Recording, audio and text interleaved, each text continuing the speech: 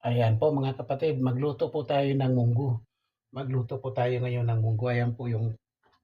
Ito po yung ating pangsahog. Ayan po. Ito po ang luya, ito po ay apyo, ito po ang bawang, ito po ang sibuyas. Ayan po. Magluto po tayo ng munggo.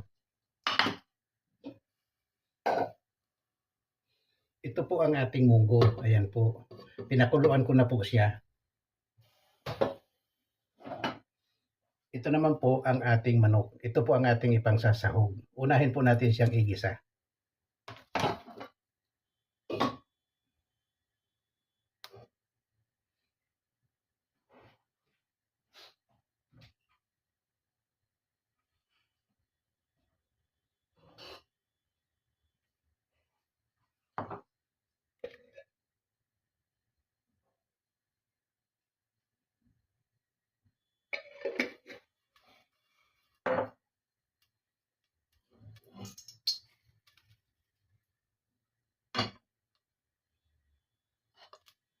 Ito po ang bawang.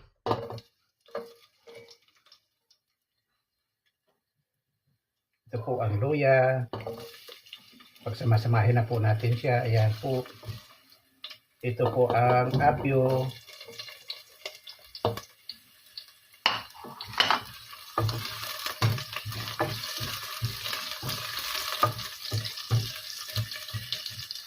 Ito po ang sibuyas.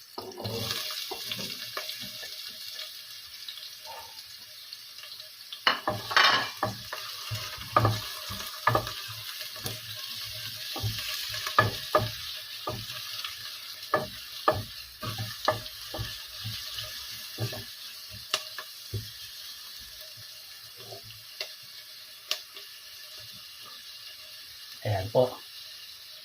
Bantay-bantay lang po natin siya. Igisa na po natin yung ating manok. Ayan po.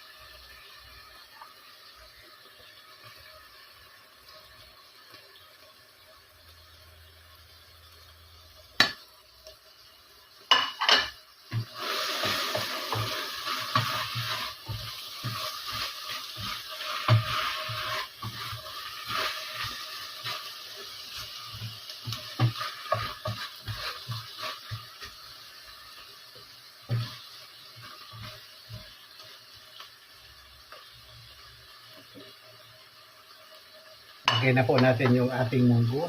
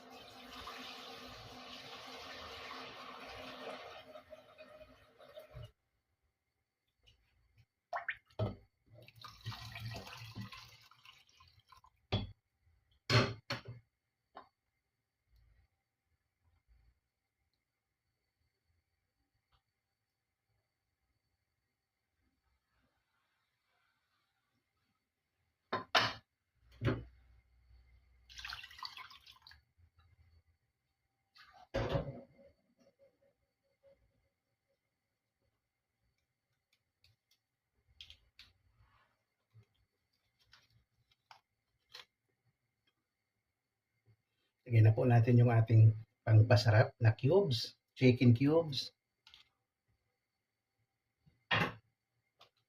Ayan po, takpan po muna natin siya. Ayan po, bantay-bantayan po natin siya. Pagkulo niya ng medyo mga 5 minutes po, ilagay na natin yung ating espinaka. Hindi ko na po siya inalis sa plastic kasi po hugas na po yan eh. Ayan po. Ayan, hintayin po natin. Vamos a ver, tingnan natin. Uy, nakulo na.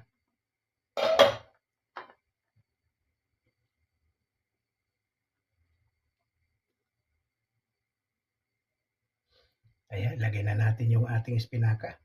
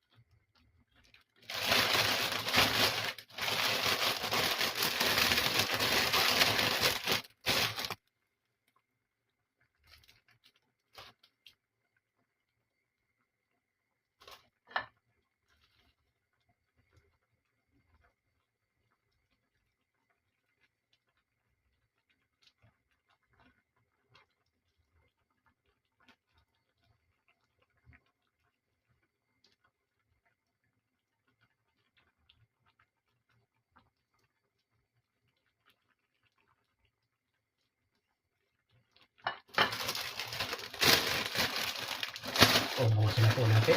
Ayan.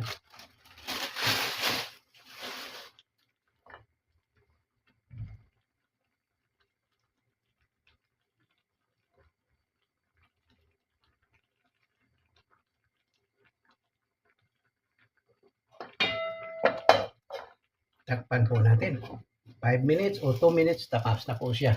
Takpan po natin. Ayan, bantay-bantayan po natin. Mga 2 minuto. Tapos na po siya.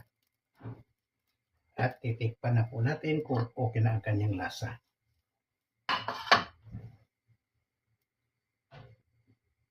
Ayan, tingnan nga po natin. Ayan, tikman na po natin.